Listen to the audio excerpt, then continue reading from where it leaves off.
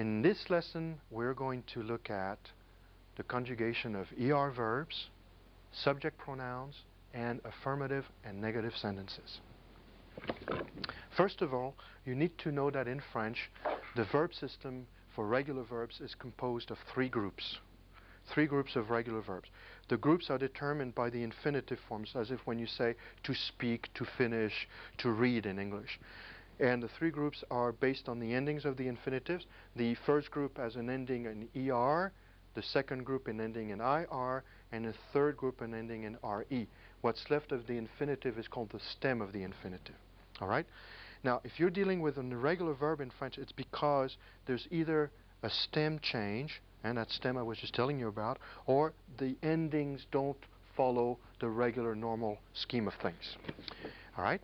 Now let's look very quickly at something called a subject pronoun. Subject pronouns as in English, I, you, he, we, they, etc., etc. These are the French subject pronouns.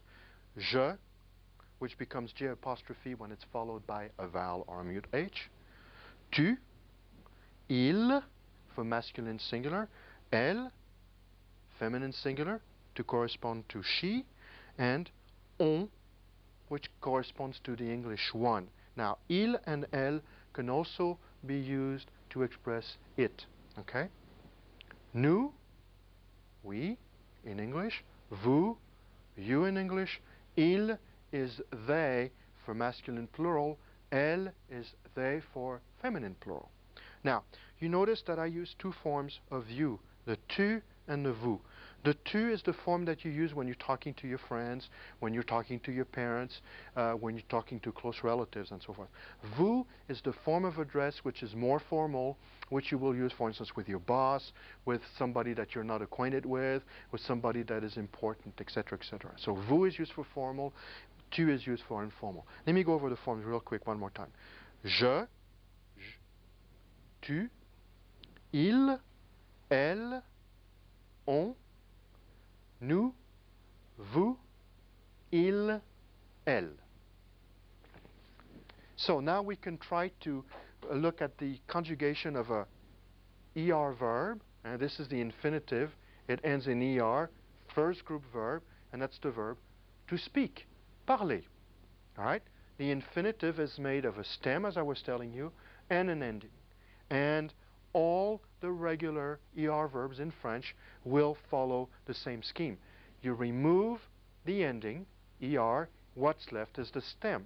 And to the stem, you add these endings and to obtain the conjugation. So for instance, for the first person singular, je, I, you will add to the stem. Es, es to the tu form, e to the third form, ons to the nous form, ez to the vous form, and ent to the il or elle form. Combine the two, and you get the conjugation of the verb. For instance, like this. Je parle, tu parles, il parle, elle parle, nous parlons, vous parlez, il parle, elle parle. Okay, let's do it one more time. Je parle, tu parles, il parle, elle parle, nous parlons, vous parlez, il parle, elle parle. Okay? Now to look at affirmative and negative sentences. Affirmative, as opposed to negative, where you introduce a negation saying not. For instance, here I have a subject pronoun. Elle regarde. She watches. Il parle.